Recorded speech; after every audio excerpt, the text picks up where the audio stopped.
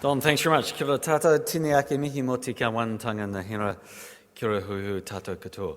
Can I thank you for inviting me to speak at your 2011 annual conference. It is always a great pleasure to be here for the official opening, and I would like to start by acknowledging His Excellency Sir Jerry Mataparai, the Deputy Mayor of Wellington, Ian McKinnon, your President, Don McIver, my fellow ministerial colleagues, and of course your National Executive.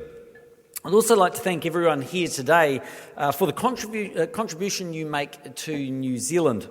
The RSA is well respected and a very trusted institution. In 5 years' time, you will celebrate your 100th anniversary, which is a truly remarkable achievement. Your people work tirelessly at RSA clubs and branches up and down the country, advocating the concerns of veterans. The work you do is hugely appreciated by the people you serve and by the New Zealand government. After all, New Zealanders owe our peace and freedom to our service veterans. The government is committed to honouring them and keeping alive the memory of their sacrifice.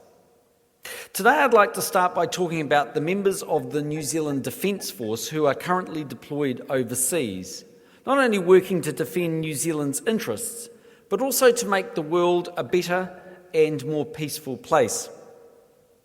New Zealanders are serving all over the globe in some very dangerous places, from Afghanistan to Timor-Leste, from the Sudan to the Solomons. New Zealanders are playing their part. Sadly, since I last spoke to you, we have been reminded of how dangerous serving your country can be and the risks our men and women face every day. In Afghanistan, 3 brave New Zealanders have lost their lives this year. Corporal Doug Grant, Lance Corporal Leon Smith and Private Karifi Miller were all fine soldiers who took pride in what they were doing. I'm constantly reminded of the difference our servicemen and women make, like those 3 brave men have made in Afghanistan. We need to continue to ensure Afghanistan can transition to a stable state which no longer poses a threat to the rest of the world.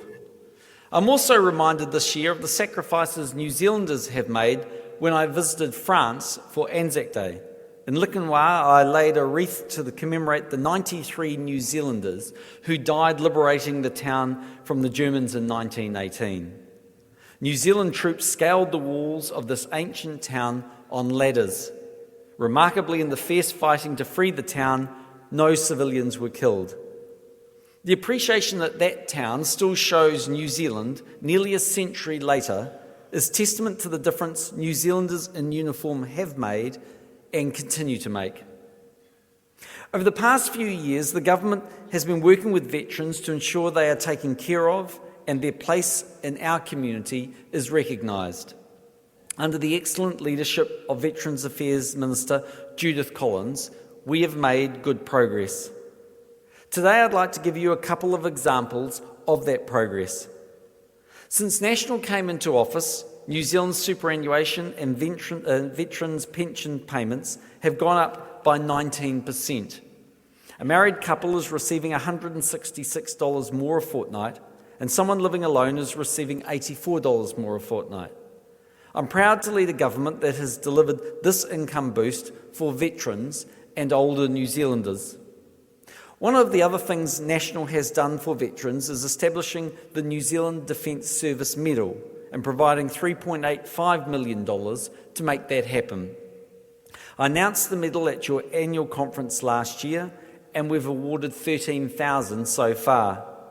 It's a great way for New Zealanders to give our servicemen and women the recognition they deserve. Today I'm delighted to announce a couple of the next steps in National's plans for veterans.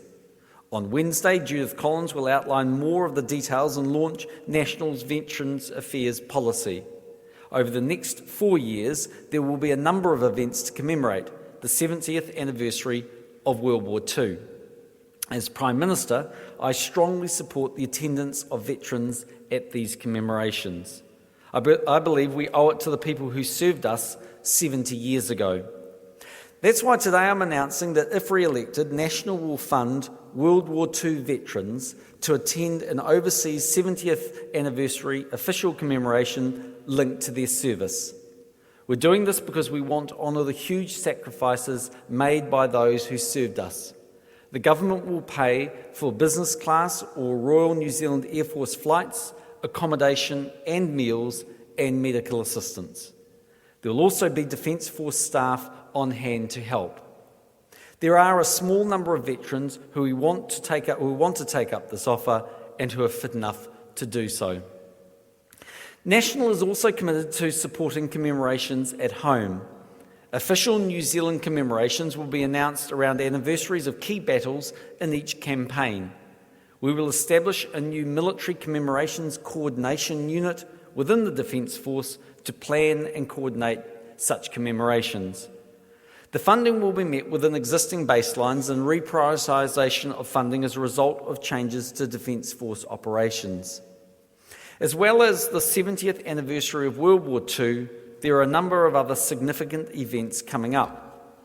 In the coming years, the government will have a focus on planning the centenary commemorations of the Gallipoli landings in 1915. In 2013, there will be events involving Korean veterans to commemorate the armistice in 1953. We will also complete the development of Memorial Park in Wellington in time for the centenary of World War I. National will also modernise the War Pensions Act in response to the Law Commission's report. The report contained 170 recommendations. It will require amendments to many acts and regulations, so extensive consultation and analysis is required.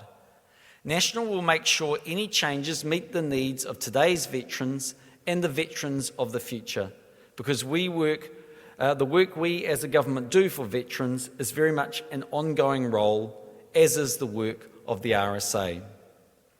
I'd like to turn briefly to an area I know is of great interest to the RSA and its members, defence. It's not my intention to announce the National Party's defence policy today. Dr. Mapp will do that in the very near future. However, I'd like to give you an update on progress the government has made over the past year. National believes our Defence Force is vital to help protect New Zealand's people and territory, to conduct and lead missions with key allies in the South Pacific, and to enable New Zealand to become a strong partner in regional and international security. In the past year, we have also seen how important the Defence Force is at home. They've helped us through events such as the Canterbury earthquakes, Pike River and the Rena grounding. National has given the Defence Force direction and a long-term strategy. We've delivered the first Defence White Paper since 1997. It provides a blueprint of the strategic and defence challenges New Zealand may face over the next 25 years. The White Paper sets out how we will enhance our forces so they can perform the tasks expected of them in the years ahead. It's about using modern technology to give the Defence Force a long-term plan and to ensure our men and women in uniform are equipped to meet the challenges they face. It proposes areas where New Zealand needs enhanced or new capability. It focuses on reprioritising resources from the back office to the front line, allowing us to enable and grow overall capability. It is part of our push to guarantee New Zealand has a highly trained and capable Defence Force which can make a real contribution when called on to help with wider global military operations. Ladies and gentlemen, we will never forget those brave people who fell in service of this country. And we will never forget veterans who have returned from conflicts overseas. As a nation, we must remember and respect the contribution they have made to our country's peace and prosperity.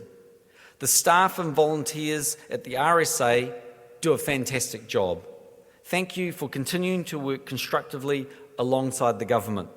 I admire your hard work, your generosity, and most of all, your kindness. Thank you for all that you do, and I wish you well for a very successful conference. Good evening.